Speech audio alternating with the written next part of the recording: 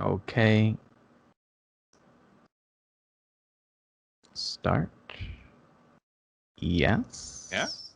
Hold on. Not you. Not yet. Hold Oh, on. I just want to make sure it's working. yep.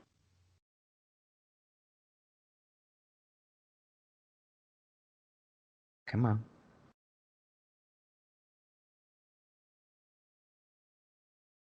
Hold on. Good. Okay, yeah, we're live. All right, cool. Oh. All right. Not live. No, Sorry. no, no. Okay. Um.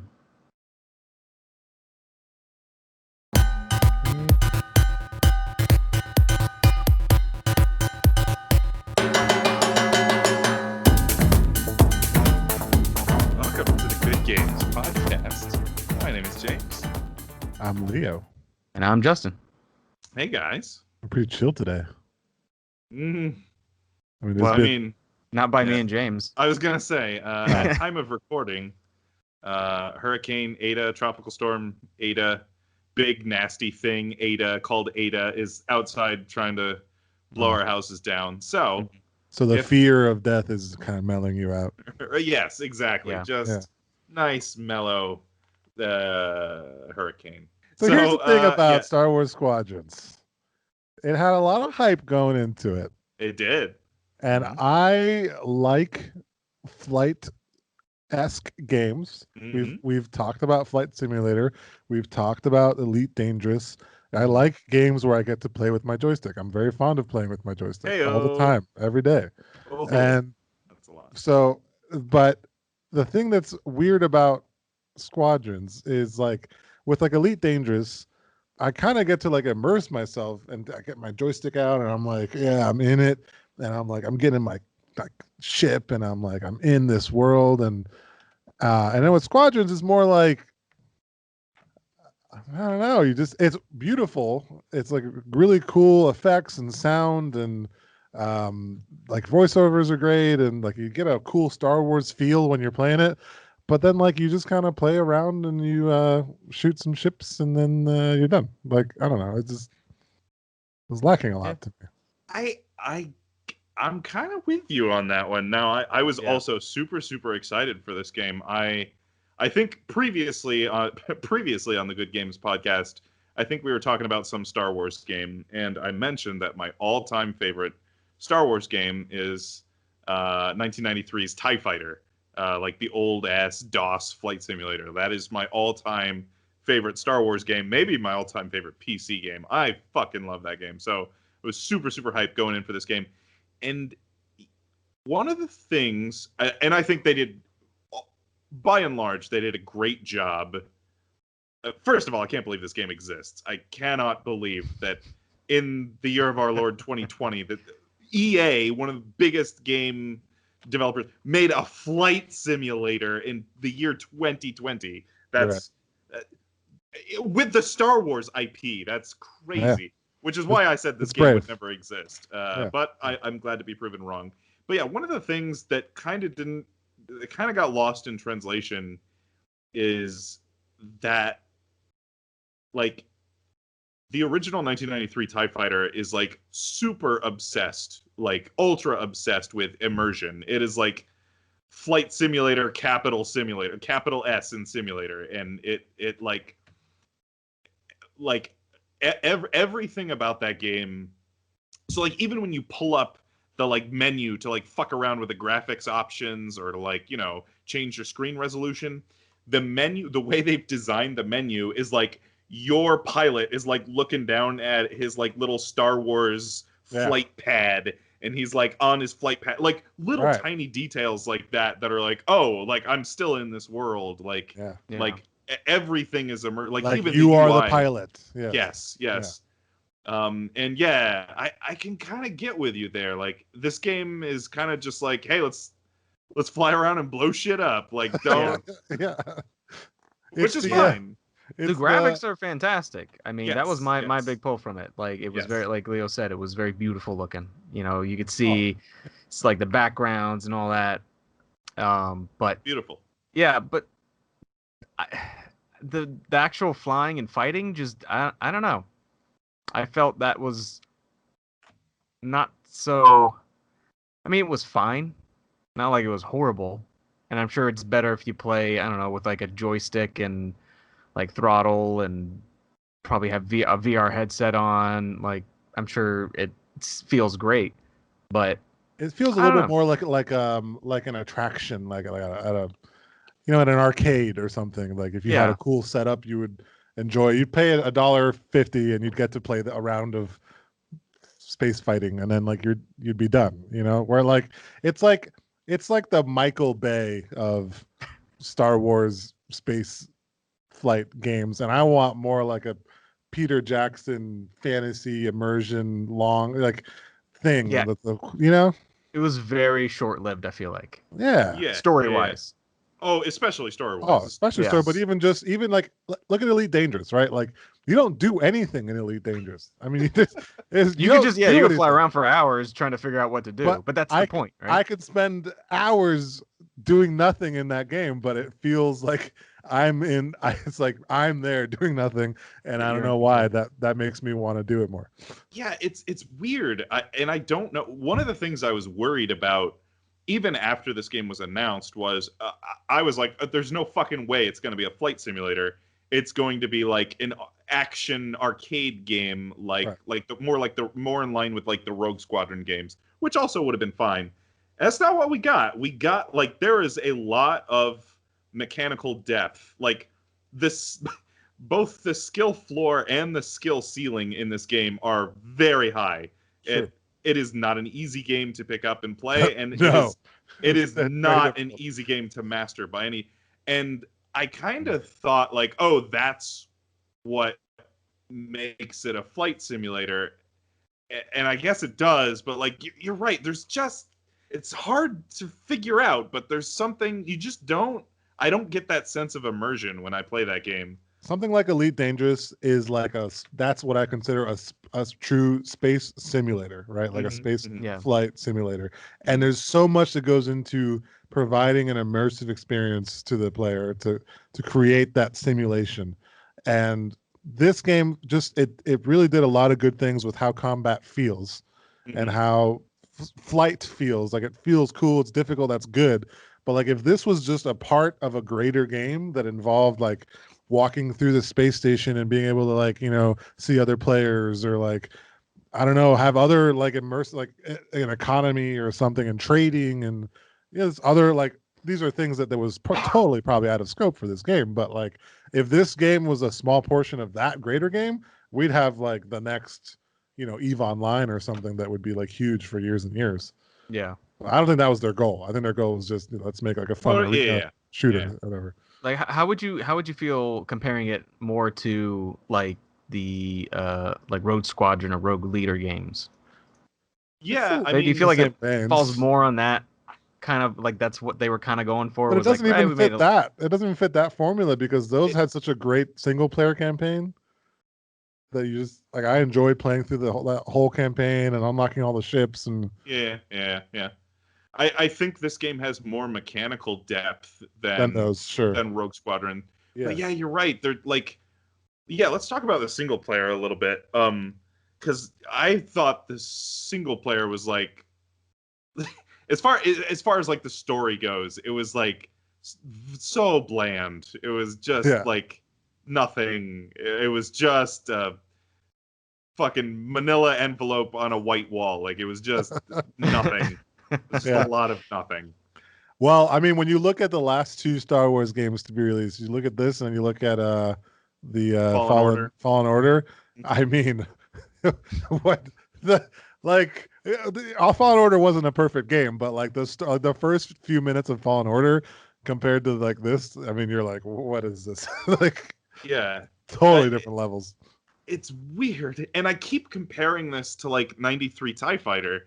And I'm like, why do I feel so much more immersed? And why do I like love that game so much more than I love Squadrons? Because they're trying to do a lot of the same things and they're pushing the same buttons. But like, I think one of the things that 93 TIE Fighter did so great was that the story there isn't like a story the way you think of like a story. There are like, you're just a cadet and you are like assigned to these campaigns and you go on these like you're almost you have like all these deployments to these remote sectors of the galaxy, and you're, you know, helping out with this one effort for the Empire in this, you know, one sector of the galaxy, and that's like one chapter of the campaign. And that one chapter may or may not, story-wise, have anything to do with the last chapter, which kind of makes sense, because if you're deployed to a completely different remote sector of the galaxy, why would any of the narrative beats carry over? Right. But like, one of the things 93 TIE Fighter does so well is like the story is very much like you are just a pawn serving the serving like one of the greater, you know, commanders or whatever, who is, you know, ordering you around, and the story is like what your mission orders are and how those relate to what the commander is trying to accomplish. And also like you get little cutscenes too. But the thing that's done so well is like this TIE Fighter is very like, it has a sense of humor because you're playing as the bad guys, right? Mm-hmm. So they have to, some things are played straight, like, oh, we have to, you know, put down this rebel uprising. They're, you know, I don't know, whatever they're doing. They're amassing an army, and we have to put this army down. But like, some things are very tongue-in-cheek in that game, which I very much appreciate. It's like, oh, we have to scan these transports for contraband, and you'll like scan the transports, and like in your little thing, it'll be like contraband detected, like refugees. And then like your commander will be like, oh, great job, we're sending out a capture team to, you know, get that transport. Like, great job. And you're like, wait a minute, did I just help the Empire hunt down refugees? Like, Right. and then your commander's like, great job, cadet. Like, it's very like, ha ha ha ha. Which I don't know. Yeah, that game had some good, subtle, tongue-in-cheek writing that is definitely not in Squadrons. I mean, I feel like from the way you talk about it, the thing I'm picking up on is it like there's like a larger world yes that is kind of happening in the background or something. Yeah. And you're just a small piece of that. And I think that's probably the most that's missing, because in this game, it's like kind of you're the center of the attention. I mean, it's really plays more like sort of it plays more like placing you in the heat of the battle, or the heat of you know, The moment of the film, or like, I don't know, like you're like a main character. You're kind of like a main character. I don't know. I mean, the thing that I just didn't get out of Squad, like the because they wanted to introduce like, oh, here's all these new characters, here's your squad, and like you talk to them and they're just like these talking heads that just like deliver this dialogue, and it's just nothing. Can we talk about that for a second? How like the body movements did not feel right at all. It was just like randomized, just they're just talking, and then they look away from you, but they're still talking to you, and then they look back at you, and it's on like, their hip, and then they're back doing this, put their hand on their hip, and it had nothing, like it didn't really roll with the dialogue. You could tell it was like this like patterned like body movement thing that they had programmed. They could probably phone it in, because like they don't need like body physics for the game, so they probably phoned it in for, you know, those I scenes. don't know. See, it's that was one thing I didn't get out of it, was like I was just not really immersed in the story at all. Yeah. Like every time I talked to all the characters, I listened to most of the dialogue, Same. and it didn't do anything for me. Same, I would have just been better off just tell me what the mission is. Just like in like Rogue Leader or Rogue Squadrons, it was just like, here's the mission. Go fucking do it. Right, like, you just hit next, bye. And you go, and suddenly your ship is there, and you're doing it. But even again, I can't help but compare this game to 93 TIE Fighter. I love listening to all of the like pre-mission briefings and post-mission briefings. Like, even though like you get just these little tiny little hints of story, and like because it's very much you are a cadet, and hey, don't even worry about the larger picture, cadet. But like they'll just lay these little breadcrumbs of what the story is, and that's kind of the entertainment to me, is like picking up like, oh, I helped. You know, the Empire's trying to do this, and this commander wants this, or whatever. I don't know. The characters are thing too. is like, yeah, you say that. I felt like this was so. I get where it stood in the timeline, but I felt like there was no real good connection. I get that it was like a whole empire is trying to bring itself back up, and the New Republic's, starting to get its legs in as the new governing body or whatever. But like, I don't know. I felt no connection to actual Star Wars lore. There was nothing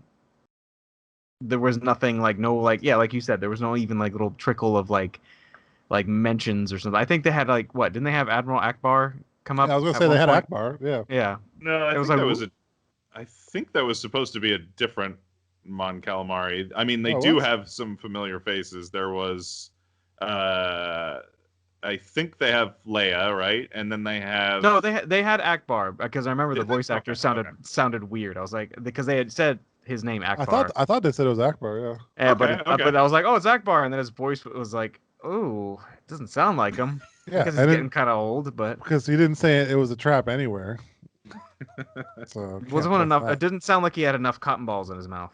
You need more. Right. Need more. But they did have familiar. They had like Wedge. They had, if you watched Rebels, Oh yeah, they have Wedge came. Yeah, they have that's right. I Hera at forgot the about end. that. By the way, I'm gonna go ahead and spoil the story because nobody cares about the story. Why did they kill? What's his name? Javes. Why did they kill Javes just to bring him right back?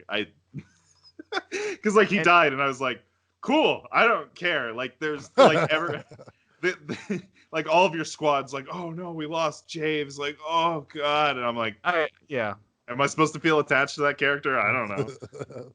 I really wish they would have just kept the whole like, oh man, he died. Let's do this for him kind of thing. That would have been a great Yeah, like. but then they bring him right back, and it Yeah, like then he just comes cheapens the whole like. out of the Why ship did you? like. Oh god, it doesn't even make any fucking sense. Like if you think about it for longer than 5 seconds, What was he it's doing? like, Just floating around in the ship? Like, and why narratively, like why would he just be like, I'm just gonna sit in my ship for like 5 hours and make everyone think I'm dead? He's Like, kind of an emo kid, He's got issues. He's call for attention. So I think also, one of the other go ahead. things that doesn't help is that the story keeps ping ponging between Empire and or New Republic, whatever.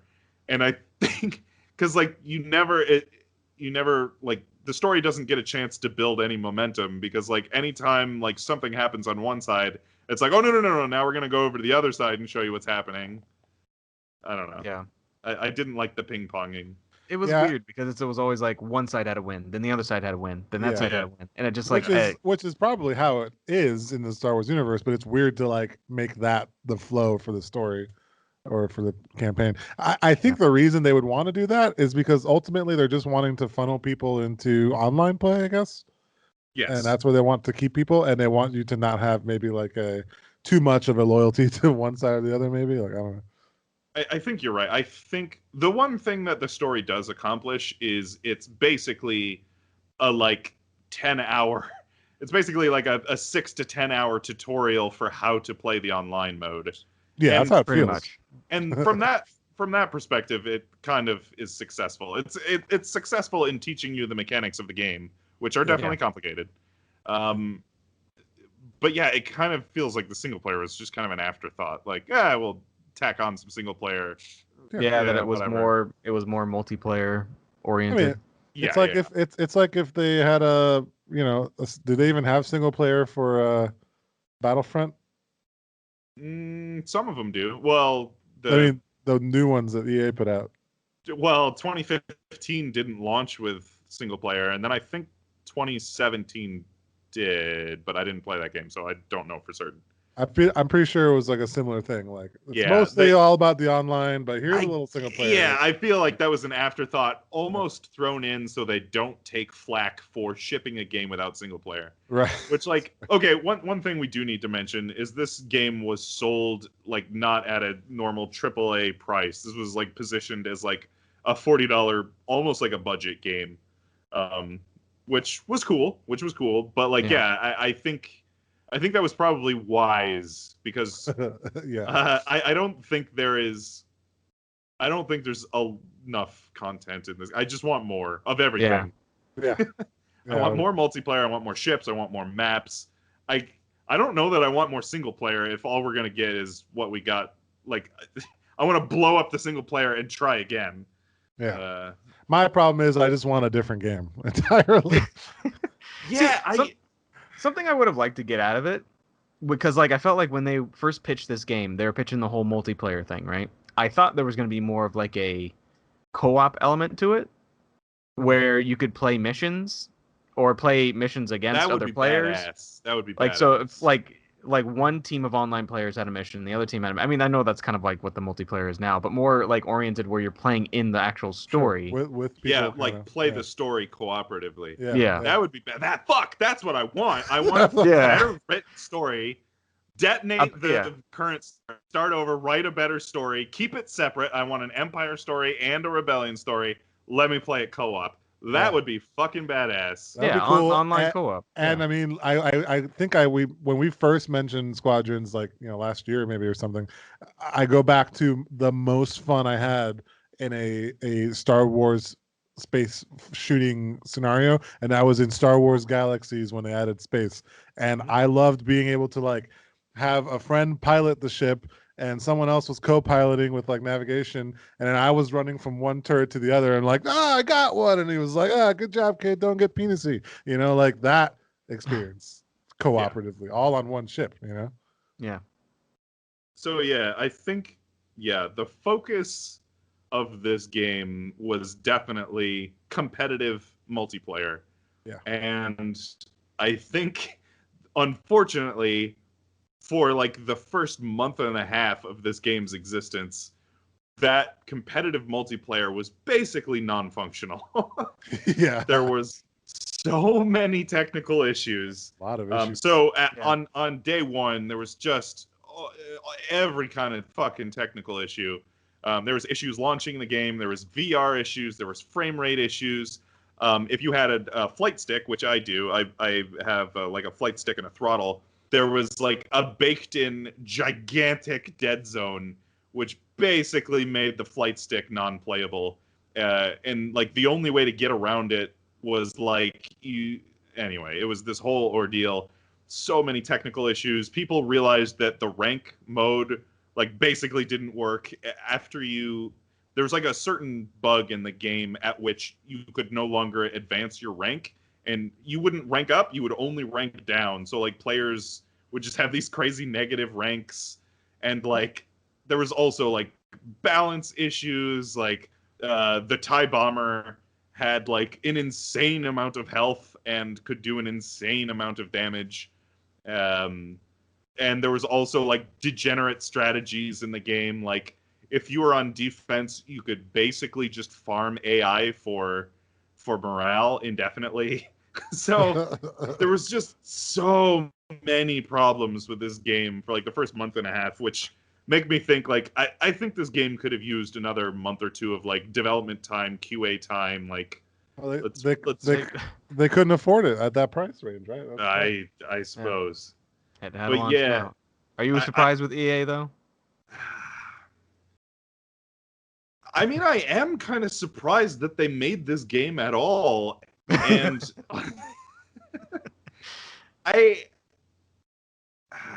they even attempted it. I'm surprised that they even attempted it, and like, I don't want to throw. I mean, the biggest problem with this game are just all the technical issues, like, which is not necessarily an EA thing. Usually, it's EA is the monetization, or like, you know, it's basically how EA monetizes the game, or they ship like a fundamentally incomplete product, which like I think they were very upfront about what this game was. They were like, okay, you know, your single player is 6 to 10 hours, and this is mainly a competitive multiplayer game, and it's $40, and like they were pretty upfront about that, and nice. I appreciate that, and that's exactly what we got. The problem was what we got was broken for the first month and a half. That was kind of disappointing. And even after you get it, it's like it's only going to hold your attention for so long. Like, I don't know. Well, I think that's kind of the problem now is I think last week I think it was last week, they patched out a lot of the big technical issues. They fixed the ranking problem. They fixed some of the VR issues. They fixed a lot of the balance issues. The game's much more balanced. They fixed the like degenerate strategy I was talking about. So like the going online and playing this game now is much better than it was before. The problem is I don't know that the player base has stuck around after a month and a half of all those bugs. So I don't know. Some of us barely got there. Yeah, I don't for a game that is positioned as a competitive multiplayer game and needs a competitive audience to survive. I don't know what the future of this game is. Yeah, I agree. Not gonna make it to the esports. That's That's sure. what I mean. I don't know what the future of this is if your player base is already so small because of all the technical issues. Yeah, it's almost like, what was their intention? What was their end goal out of all this? Like, what did they want? Like, was it mainly to focus on the multiplayer part? Yeah, you know It what? obviously wasn't the story. It could be a stepping stone. You know, you never know. EA can be very strategic, and maybe they just want to. Maybe this is really all just one giant proof of concept for like some larger mission down the line, and they're gonna be like, yeah. It was very hyped. I mean, right. That's for sure. So maybe you're right. Maybe they were dipping their toes in the water to see, like, you know, how crazy are people for actual flight sim games in Star Wars. Big names in gaming can do that. And like that's why I don't want to just like, oh fuck EA, because like they gave me exactly what I asked for. I wanted a Star Wars flight sim. I got a Star Wars flight sim. Right. Not the greatest flight sim, but you got it. Right. There are problems with it. There are story, technical issues, immersion. Like I use Steam collections to organize my game list, and I did not put this under Sims. I put this under Arena games. So I mean, it does. It kind of feels. It almost feels like MOBA-ish because there are each ship kind of plays a role. And there are, objectives and you kind of have to like push and defend. It's mostly about that sort of arena play, multiplayer. Yeah. But so I would say, they made a game, and that's fine. Now give me the game I want, and then I'll give you my money. Like, you made a game. It's so good for you. Let's put it on the fridge. Yay. I think the game that I want is like it's in there somewhere. Like they didn't fundamentally fuck this up. Like it's in there. It's the like engine, they can use this engine now. Right, you have the engine now. Yes, like do something with it. There are very fixable problems with this, like that I want to see fixed in Squadrons 2, right? Or like a massive DLC update for Squadrons 1. Just like write a better story, right? Co-op single player campaigns. That's the number one. Co-op single player campaigns. That'd be fucking sweet. Write a better story and then just QA your tech multi-cruise ships. Come on. I that's a different game though. Like that. No, maybe you could do it. I mean, maybe, but I don't know. I feel like that's a different. But then again, what Leo said too, open world. Definitely gotta have an open world. I would love that to be able to travel between planets and not galaxies, but so you want between the planets and the galaxy. You guys want more of like an MMO. I mean, no, it doesn't have to be an MMO. Maybe a little bit, but a little bit. yeah. It doesn't have to be anything crazy. Just want to go to a couple planets. I just want to do my own thing. MMO light. I think it would be cool to take this engine and then like work with like a whole. You can be like whatever kind of character you want. So you can be like a, like a Han character where you're more of like a scrounging around and doing whatever, or you can be like a bounty hunter, or you can be part of the Rebel or New Republic or whatever the hell they want to go. How about this? We want an MMO, but not an MMORPG, an MMO flight simulator. Right. That's what I mean. Yeah. And I don't think that's what this game was I would agree trying. No, I get that. But if they did want to do that, that would be. This is a great engine to use. Yeah, in my opinion, there's just little things we just need to tweak, and then the game would be much better. Sure. But yeah, you're right. They nailed the things that I thought they were going to get wrong, which is like the gameplay. They did a lot of things well. Yes, they did the hard things well and the easy things bad. Like just QA your game and write a good story. Like you just need more. Part. You just need more. You fucked up the easy parts. Right. It's like it's like you said. They have built a good engine here, and you just need more. It's just like Yeah. more to it. But they polished the shit out of this flight. I mean, like it feels great. Yeah. I mean, aside from the issues when it first launched, but yeah. Yeah, you're right. I do want more. Like more ships, more maps, more weapons, more customization. Right. Just more. So is it good? It's good. It's good enough. It is good. Now, it's hard to not call it good. Yeah, we're getting towards the end of the year, and the big question for me is, would it make my top 5 games in the year? And that, definitely not for me. It's a big maybe for me. There's been a lot of good games this year that I've liked. I don't know. We're gonna have to see if Squadrons makes my top 5. It might get pushed out by one of these big games coming up at the end of the year. I'm looking forward to Cyberpunk. Let's see if one of these games even makes it in. I mean, I'm just saying they keep pushing it and pushing. Oh shit, that's right. Yeah. Hopefully, I don't push themselves out 2021. I don't know if we're gonna see it this year. I don't know, man. Probably gonna wait for like PS5 to launch.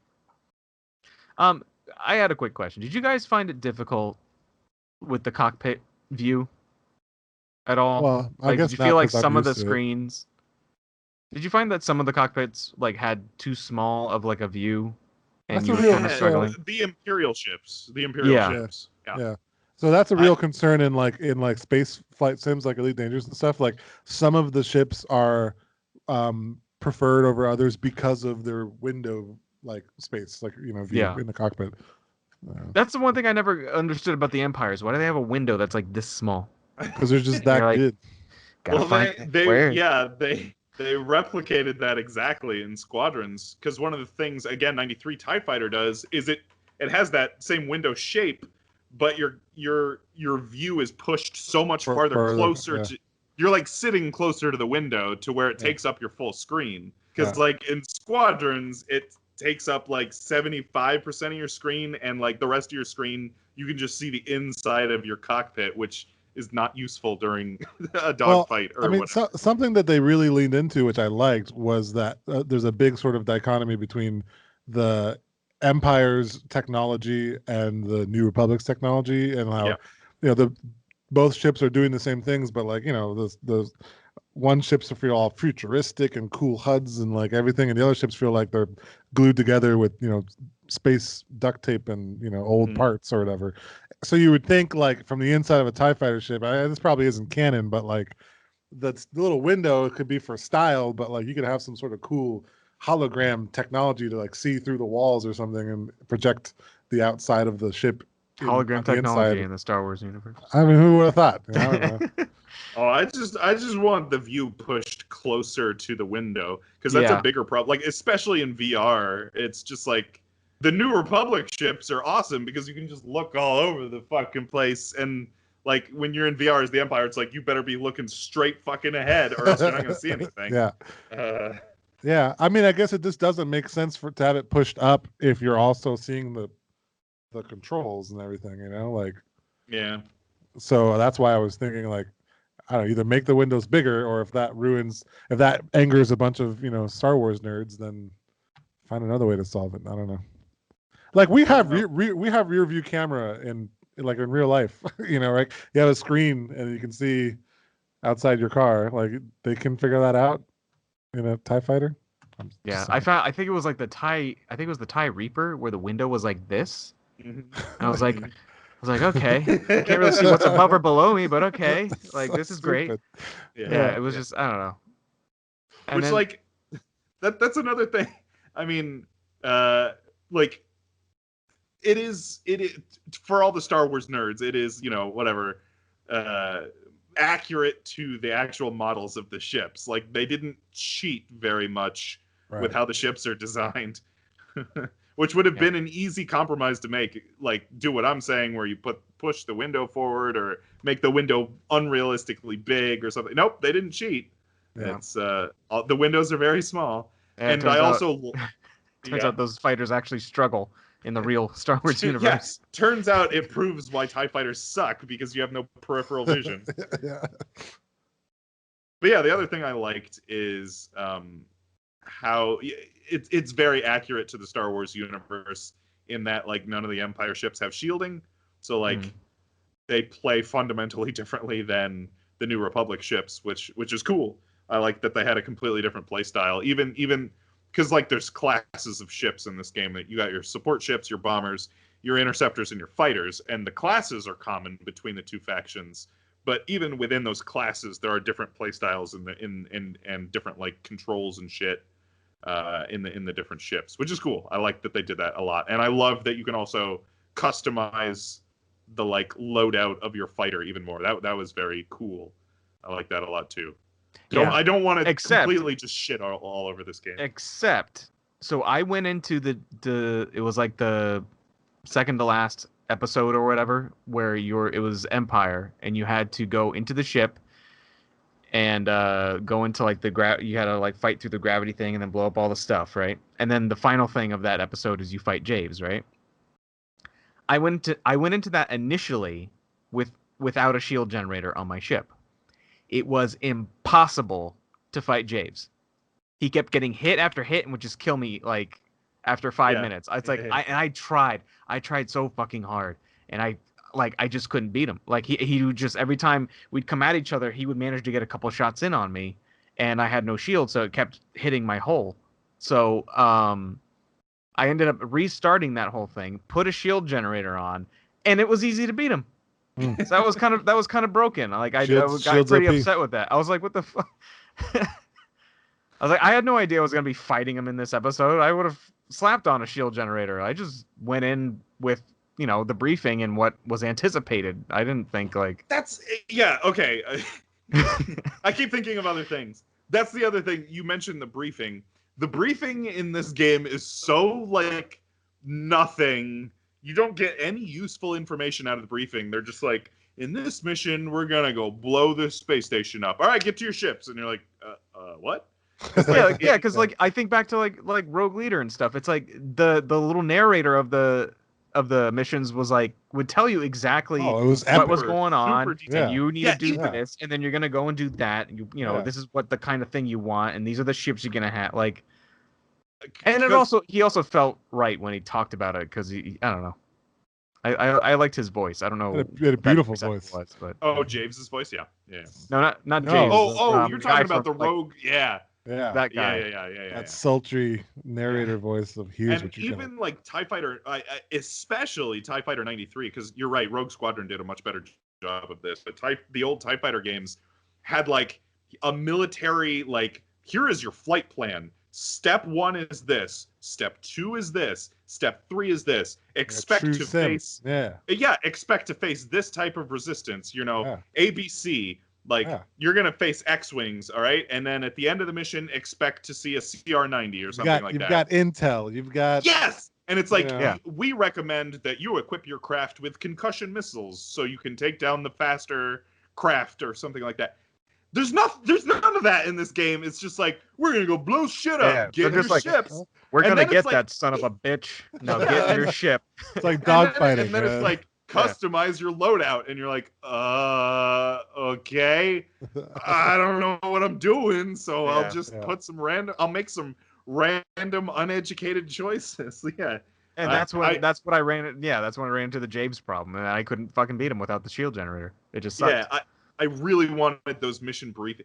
That I'm telling you, go back and play TIE Fighter. The mission briefings are like the coolest fucking part of that game, because like it gets you immersed and like tells you, here's how this mission's gonna fucking go down, and like you actually feel like you're part of like a military, and it's actually telling you like, all right, boys, here's the plan. Like you hyped up. Yeah. There's this like big pseudo military focus in those old flight sims that is absent in the new Squadrons. But like you don't have to have that military focus. Just tell me what the fuck. Give me. Let me make some educated choices, or like throw it into the characters like dialogue to kind of force you to listen to the characters, so that way they kind of give you a hint of what you exactly. Not be like, I feel the force in my giblies. Something's gonna happen. Like, okay, sure, all right. That doesn't help me. Like, what kind of missiles should I put on? I don't know, but the force is telling me. I don't care what the force is telling you. Get out of here. I got shit to do. So yeah, as much as we shit on this game, I did really like it, and I'm glad that EA rolled the dice and made a flight simulator in 2020. Never thought this game would ever get made. So I'm glad it exists. There are things I would change, but I'm still glad it exists. Thanks for being brave, EA. Do more of this.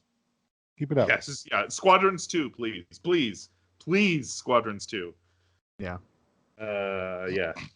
All right. It's good. Cool. Endorsement. Yeah. So you're listening to the Good Games Podcast.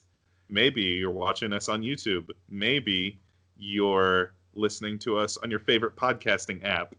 Did you know that you can do either one of those? You can watch our video version on YouTube, or you can listen to us on the go on your favorite podcasting app. Our Patreon is Good Games Cast. Patreon.com/GoodGamesCast. Probably. And our email address is goodgamescast@gmail.com. Send us your opinions on Star Wars Squadrons. And you can also send us your favorite Star Wars ships, because we are now in the top 5 segment of our episode. This episode's top 5 is our top 5 favorite Star Wars ships. Who's going first? I don't know if I have like enough ships to be like each like, can we make this a collaborative list? I'm such a big gay because I had so many ships. I was like, whoa. I got to narrow this down to 5. Yeah, Jesus. I'm Okay. not that way. All right, let's make this collaborative. I want to make this collaborative anyway. I mean, there's one I know we all agree is going to be on there, and that's the Millennium Falcon. I mean, Right. Gotta have the Millennium Falcon. Easy. Gotta have the Millennium Falcon. I think that's about all I know. I got some classics on my list. I went with the X-Wing. I feel like I like the X-Wing. The X-Wing's got the X-Wing is kind of like that like design I always liked as a kid. It's like got that wings and Here's the the wings thing can about move, and it's here's like what's cool about the X-Wing is like if Star Wars wasn't a thing. I mean, I know it's hard to imagine. There's some alternate dimension where Star Wars never existed. And someone was like, yeah, put an alien in like a spaceship and like, let me see what that looks like. And you came up with an X-Wing, like people would be like, what the hell is this? Like, it's such a unique design. Like, it's just so cool. Yeah. What really got me was when I was a kid, I had the Kinect set. And I had made something that looked like an X-Wing, and I used to play with it all the time and pretend I had a little X-Wing that I made out of Kinects. So it was like special to me. Woohoo! Yeah. I would also like to nominate the Star Destroyer. Oh, love the Star Destroyer. I was just gonna say one more thing about the X-Wing. You know, the X-Wing's badass when they like, you know, lock your S-foils in attack position. Yeah, and then the like cool. Wings open up, and you're like, oh, shit's going down. What was that? Was it a game or a movie where there was like a scene where they all kind of do that, like in a sequence, and it was like really badass? I think it was one of the movies, maybe. It's called Star Wars Episode 4: A New Hope. What? No, was it in A New Hope? They did it again. They did it again later on with like better CGI or something. And Star Wars Episode 6: Return of the Jedi. I don't know. It was just cool, man. That's all I'm saying. It was like in time with the music, and it was like, it's a new fucking hope. The trench run, man. Yeah. Yeah, I know those, but like I'm saying, they did it even better in a newer thing. There's something newer that did it again, even better. I don't know. I'll find it. Okay. I hope you just find a clip from A New Hope, and you're like, oh yeah. Well, that is my favorite movie, so I'm just gonna throw one in. Yeah. I know it may not even be part of the top 5, but I always like the design. I think it's the N1 like Naboo fighter, the little yellow fighter. Yeah. Always like the. You hate that one? Stupid banana ship. It's like, what is that? Banana with 2 I don't nipples. know. I always felt that I like the whole kind of Star Wars retro style of ships that they had in the prequels. If there's anything that came out of the prequels, I love that whole conceptually kind of retro, it was like, cool that style. I like that like things were conceptually like there was like the renaissance of spaceships and stuff in like the Naboo. Like it was, the concept was cool, but like I hated all the stupid ships. Like I don't know. Well, the thing that doesn't make sense about like especially the N1 is like it's so just like refined and like curvy and it looks like so sleek and like, yeah, this is like a sexy ship. And then like somehow we go like, 50 years later, Yeah, and we've got like, the Millennium Falcon or like the Y-Wing where they've just like duct tape pieces of shit different together, sheets of metal glued together. Just like hunks of bullshit just hanging off of. Yeah, it was a weird like they went super backwards. Yeah. It's weird. But I mean, you could if you want to put like a perspective into it, you could say the Empire made it difficult to get like newer age ships or good looking ships, like so people had to pick parts and that's why I like that conceptually. I do like that they're showing you that it was a different world. Those were different times. Different times, right? But I don't like the ships.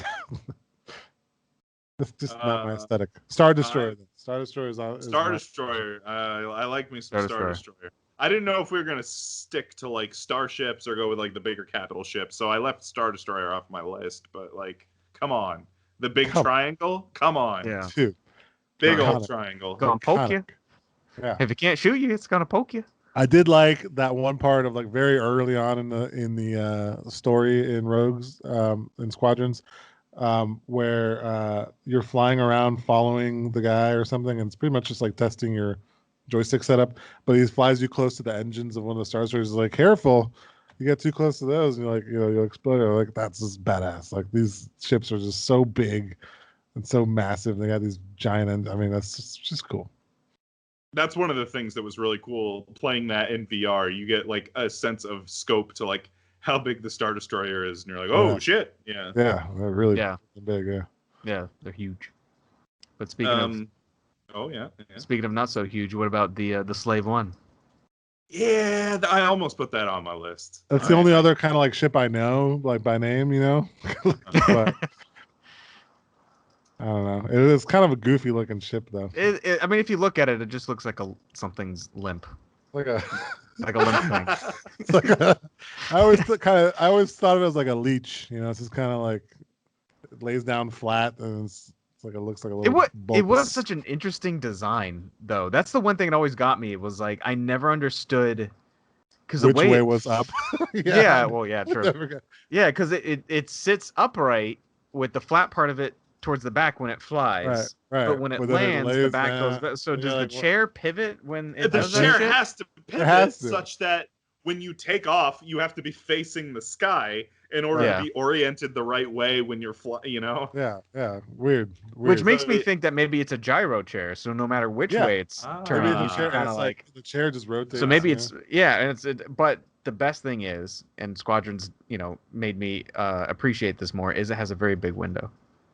Very big. Yeah, that's true. So I'm sure it's great for bounty hunters. It has to, yeah. Bounty hunters need to be able to see for sure. Yeah. Speaking of big windows, I went with this would have been a good one to have in Squadrons, especially for the Empire. It is a ship with a big window. It's the Alpha class Star Wing, also known as the assault gunboat. If you played 93 TIE Fighter, it was I think that was the first appearance of that game, and probably one of the last, or the first appearance of that ship, and one of the last appearances of that ship. It didn't really catch on. I don't think that ship has appeared anywhere else except for maybe Fantasy Flight's X-Wing Miniatures game. But yeah, it looks it looks like a Rebel ship because it's got the like big folding wings and everything. So I don't know. It's not in line with the rest of the Empire's aesthetic. How does that compare to like the classic Imperial foldy wingy transport ship that they usually have? Yeah, like it looks like that, but like it's. I love that ship. Yeah, it looks like that, but instead of like 3 wings, it's got 5. So okay. It's like this big accordion. Yeah. So sure. imagine that, because like the. I could Google it, but I like this so much more. I'm trying to do my fingers, but yeah. Fuck it. Okay. I don't know how to do it, but yeah, it's like that, but with 5. Okay. And speaking of the what I think what is it called? The Imperial like transport ship, one Leo's talking about. The wing it's a Lambda class shuttle, I believe. It's a shuttle. That's what I'm thinking of. Shuttle. Yeah. Yeah. Oh, Like, that's a shuttle. Yeah. I'm sorry, the wings seem so impractical. Like, it Well, seems yeah. so like weird to have the wings, because the thing is, the wings have to be out when it like comes into the port, anyways. Right. So why not just give it legs to drop down and just keep the wings where the hell they are? Like, why this whole I think the like pomp Imperial and ships, circumstance with the wings moving out and in? It's the like, the Imperial ships all have a sort of like animalistic, you know, theme yeah, I to guess them. that was Right? maybe that's The what it is. ATSC is kind of this chicken thing, and the AT-AT is like this big elephant thing, and this was like the swan. Right? It's like Oh, fuck me. Hang on, I'll be right back. Here, you guys talk about another ship. oh, okay. Oh, okay. I don't know if I know any other ship. The A-wing, that's a ship. I don't know. I feel like the A You know wing's what? bland. Something about the Y-wing bomber just always kind of hit me. I don't know why. Just kind of always. I Yeah, felt like, yeah, bombers, man. I never understood though with the Y wing that like every other ship had like little tiny like kind of rocket engines on the back. Right. But the Y wing was the one that had like little glass bottles on the back. Yeah. Unless was Yeah. that for Yeah. like bomb storage or something? I Like I don't never know. understood. Maybe James knows more Yeah, lore like they're because he's just the Star storing Wars guy. bombs down the pipes. That's kind of what I thought. What's The up with Y the wing. Y-wing? So like the Y wings. So every other ship, I was just saying, Mhm. has like kind of like a rocket engine on the back, right? You see Right. like fire coming out the back. But the Mhm. Y wing has like little glass like bottles. Was that a storage thing? Like what? Why was the Y Throw wing all the like that? No, bombs it's there, right? it's just open air. You're talking Uh, about. Oh, I always Okay. thought it had like glass All on right. it. I don't know. Hang on. Hang on. it's like four little I pillars don't know with a what James is doing. glass with a. He's grabbing Legos. I'm pretty sure. Legos, or he's grabbing his Oh no, he's got his shelf in front of him, so Yeah, it's he's got going and stuff. grabbing all the. All the spaceships are in front of He's James grabbing his now. figurines. Yeah. You're talking about like the end of Yeah. this, right? So anyway, whether it's glass or not, so like, what was the purpose of Of that design? I never extending understood that. all the and putting the metal caps at the back. Yeah, Some nerd at Lucasfilm thought it looked cool. I don't know. yeah. Oh, yeah, I don't know. And it makes it look more like a Y. That's what it is. Yeah. Yeah. But If I were no, to yeah. take any ship from Squadrons that I never knew about, I did like the look of the TIE Reaper. Ooh, yeah. I like. Yeah, TIE I like Reaper. that like little sleek kind of skinny design. It seemed like it's very intimidating. Mm. Don't like the window though. Not as intimidating as the TIE Interceptor, which is Oh, I was just about to say. Now my pointy and pick sleek. is definitely the TIE Interceptor, which That's is probably my favorite basically Imperial ship. Yeah. just take the Star Wars like iconic TIE fighter, bend the wings, and then take this little chunk out, and you get these like dangerous looking, angular, sleek. It looks It's like a better TIE fighter. Yeah, It's it just looks a like better looking TIE fighter. they removed a few polygon vertices in the TIE fighter or something, and then like some weird like jargon effect came out on the screen. They're like, "Oh, that looks cool. Let's call that a new ship." You know? Yeah. It looks awesome. Yeah, I'm sure they were Yeah, just and then for the Star, here's a Lambda class shuttle. Yeah, that's the Just Swan. imagine that there's a wing here and a wing here. Okay, yeah, I've seen that somewhere else, James, too. Okay. Wonder where else I Maybe saw there's that. some deep cut stuff. I don't know. Maybe in Battlefront or something. That could be. That could be. The only other ship on my list is the outrageous looking TIE Defender, Oh my which god. basically just you took the TIE Interceptor wing and just stapled a bunch of them all together. Yeah. And it's very outrageous and over the top. But Disturbing, yeah, it's gameplay wise, it was one of the most fun ships to fly in TIE Fighter. And this has made a resurgence. This is now like canon from it's featured prominently in Rebels. It's featured in there was a TIE Defender somewhere else. I can't remember. Anyway, this has made a return to like proper Star Wars canon again, which is good. I like the outrageous design of the TIE Defender. All right, so how are we ranking these?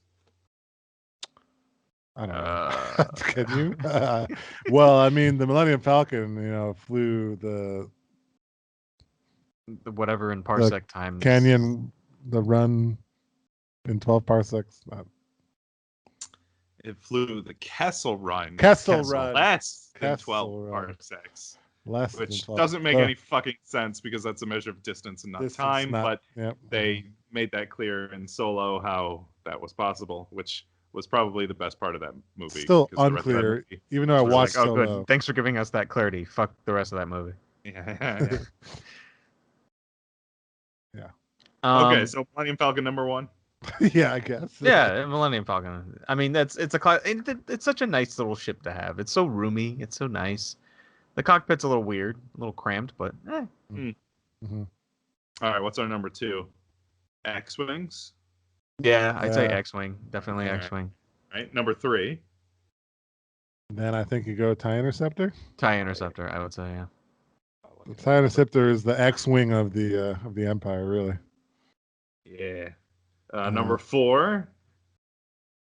Star Destroyer? Star Destroyers. All right, I like it. I like it.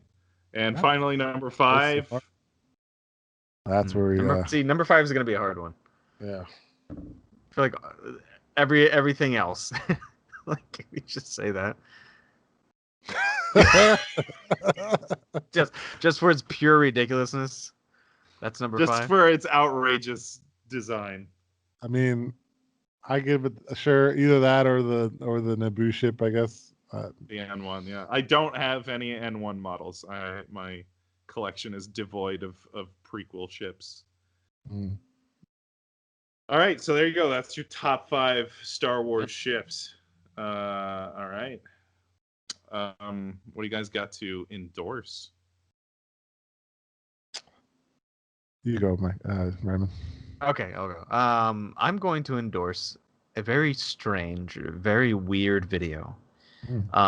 If you know the artist, his name is David Firth. I think that's how you say his name. He is the creator of the very popular Salad Fingers.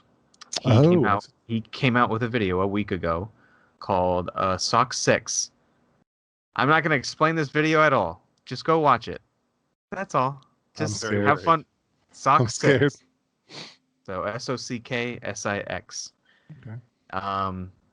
Yeah. Just if you've ever seen Salad Fingers or any of his other animations, you kind of know what you're getting into, but then again, you don't. So. Okay. All right. I have a feeling we're gonna get 3 different YouTube endorsements. Yeah. Endorsements. I am going to endorse a YouTube channel. I stumbled across this the other day. The YouTube channel is called Alex Mukala Music. And this is definitely a channel both of you guys would probably love. This guy is a music producer, but his content is mainly just taking video game songs or soundtracks and breaking them down and explaining why they're good.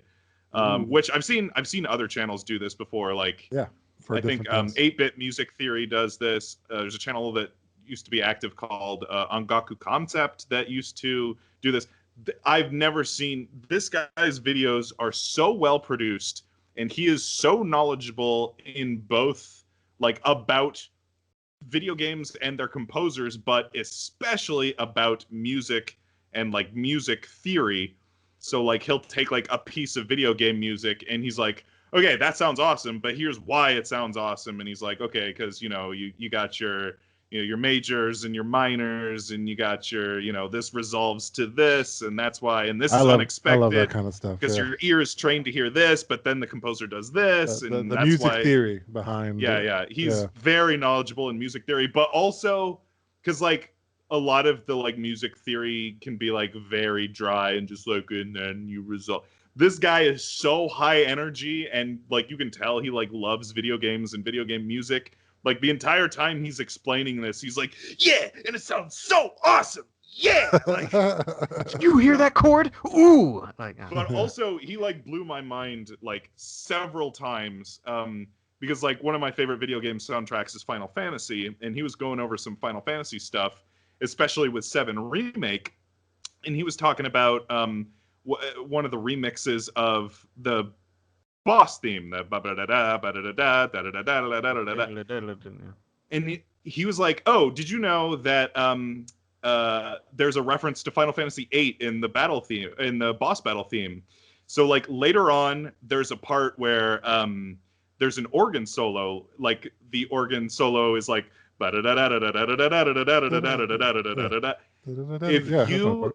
if you slow that down and put emphasis on the first beat of every measure, it becomes the landing from Final Fantasy VIII. The I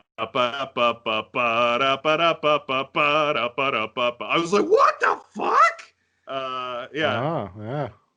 And then he pointed out that Final Fantasy VIII, The Extreme, and Genova's theme from Final Fantasy VII, you can like play them over each other and they like fit together perfectly. Like almost intentionally, like they were meant to go together. It's very strange. Well, sometimes they'll go back to other material and then just kind of like transpose it in a way. Yeah, especially if it's the same composer. Yeah. No, I have no doubt. Maybe that was just him intentionally. But you won't know that. I really like that chord I did in that game. I'm going to use that same chord again. Exactly.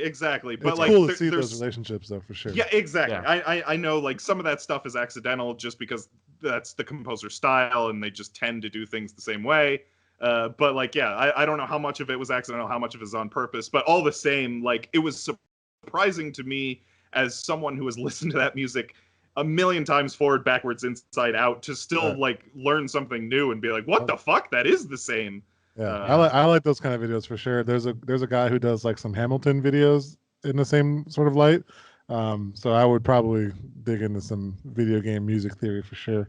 Yeah. So yeah, Alex Mukala, very, very, very good. Listen to him; he is good. Check him out. Yeah, do it. Both of you music people would probably appreciate it. Yeah, more than I would.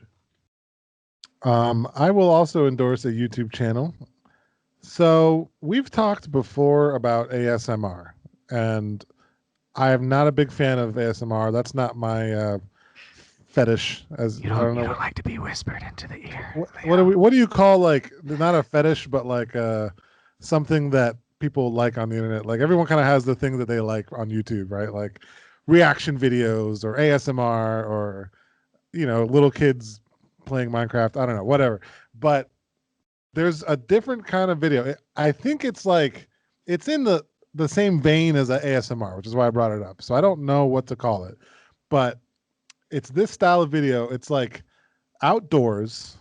The microphone is turned up really freaking loud so you can hear like scratches like with your fingers or something. And it's like just like it'll be like a cutting board or something, and then like a campfire, and then someone just puts like a slab of like meat on the cutting board and then starts slicing it, and then like vegetables and chopping through the vegetables, and then like you hear the fire going, and then they, and you're hearing it like it's like sex in your ears, like food sounds. It's food sounds instead of people. Like I think it's ASMR but food. That's basically my endorsement. And there's a YouTube channel that does it very well. It's called what the hell is the channel called? I don't know how to pronounce it. Almazan Kitchen, I guess. So a long time ago, this is probably like this video came out 3 years ago, and this is probably 3 years ago that I saw this video. We bought a rotisserie chicken, right? Me and Tim bought a rotisserie chicken, and we are like, you know what? Let's do something different.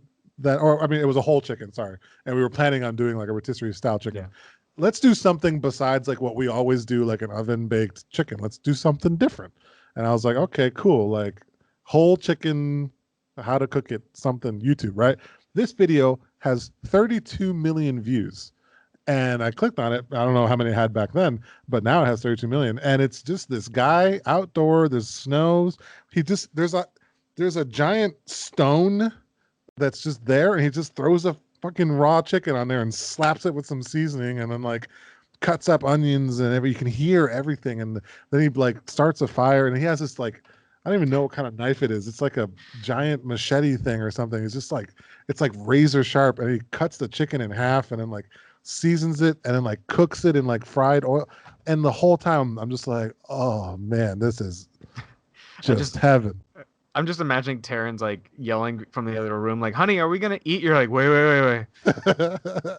Just watching the video. There's so many sounds just popping, and it just looks delicious. And that's basically what I'm endorsing. It's Amazon chicken or Amazon Kitchen, they do it. There's also a video on TikTok recently that I saw that I guess is following a similar trend of this type of video called Men with the Pot. And they're just outdoors cooking with organic ingredients in a pot outdoors. And yeah, When I hear men with the pot, it sounds different. naturey, organic-y ASMR cooking. That's my fetish, apparently. I'd be down for ASMR cooking sounds. Okay. Yeah. All right. Yeah, I never understood the like little tiny whispering stuff. Anyways, Yeah, I'd rather like does sounds. nothing for me. Right, like people talking to you does absolutely nothing for me. But just put on the sound of a cooking pot over a fire, apparently, and I'm like, That's a bad thing to say on a podcast.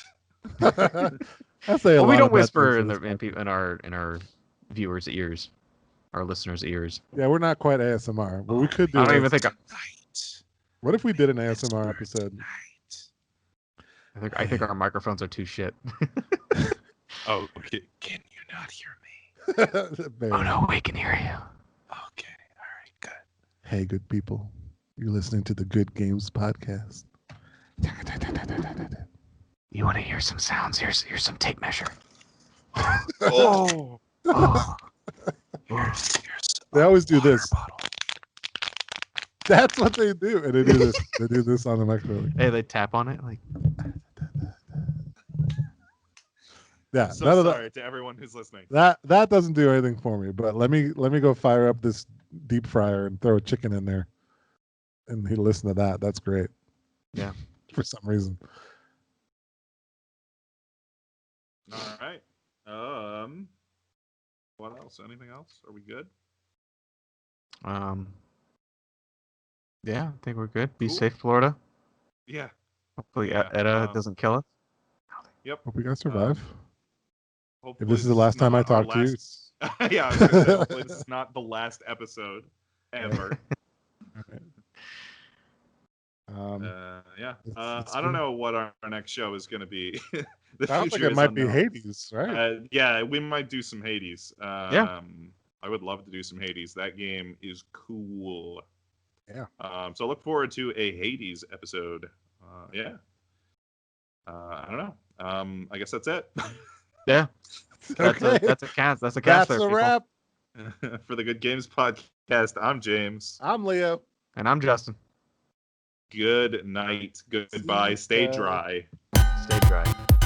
Bye-bye.